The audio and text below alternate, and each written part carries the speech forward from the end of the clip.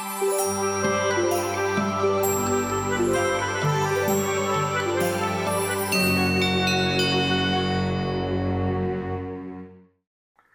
morning and welcome to another Hump Day Hallelujah. I'm Pastor Scott coming to you from the food closet here at Ascension Lutheran Church. And this morning I'm coming to you from the food closet because I want to talk about stewardship.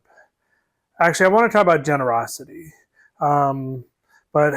Actually that's tied with stewardship. This last week I attended a meeting where the keynote speaker talked about stewardship, and he actually then changed the topic to generosity. And what's the difference between stewardship and generosity, right? I mean, maybe there's only a hair's breadth. I mean, it's semantics.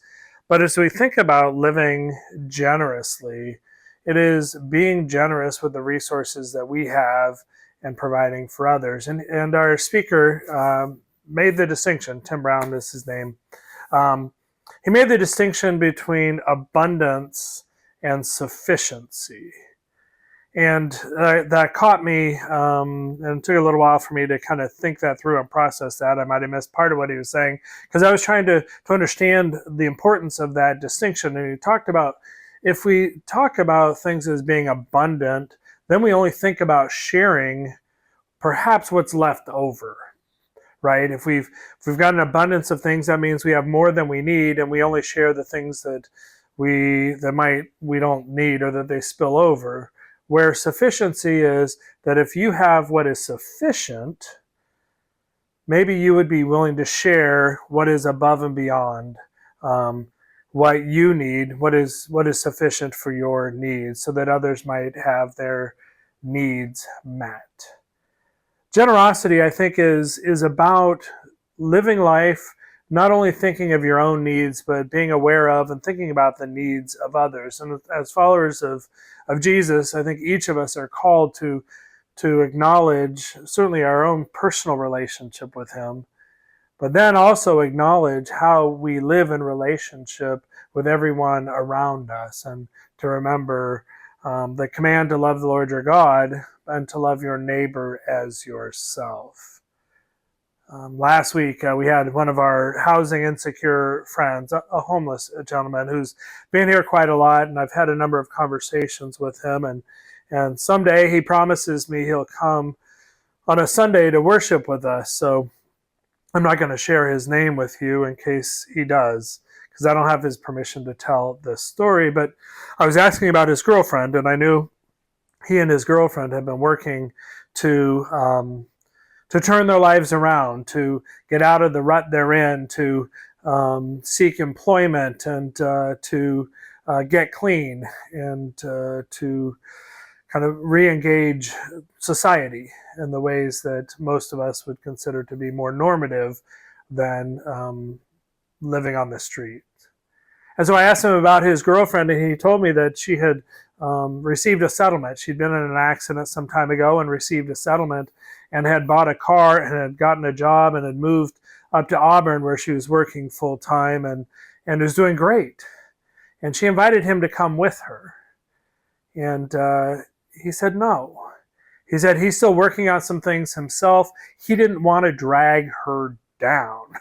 He didn't want to use her good fortune for his own sake. And so he's still working. He's still working it hard. He's got a job, and was trying to find access to a laundromat to clean his clothes, because it's difficult to, where he had been washing his clothes was no longer available. And we talked about resources and stuff. We talked about God. I'd given him a Bible about a month ago. We talked about Martin Luther. He was clear he's read it. But I was struck by, here's somebody who from my perspective has great need, and here's this woman he's been in a relationship with, who he's still in a relationship with, who ended up with a step up.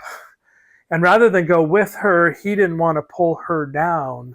And I think generously, I mean, she was trying to be generous to him, but I think generously, he said, no, you go.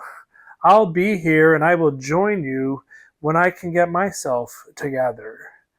And I think what generosity looks like in every circumstance can be different, and it's not just a one size fits all. Certainly, We have folks who come here and the generosity they need is a bag of food or 2 bags. Maybe what they need is a Bible. Maybe they need somebody to listen to them. Maybe they need their rent paid or a utility bill or a tank of gas.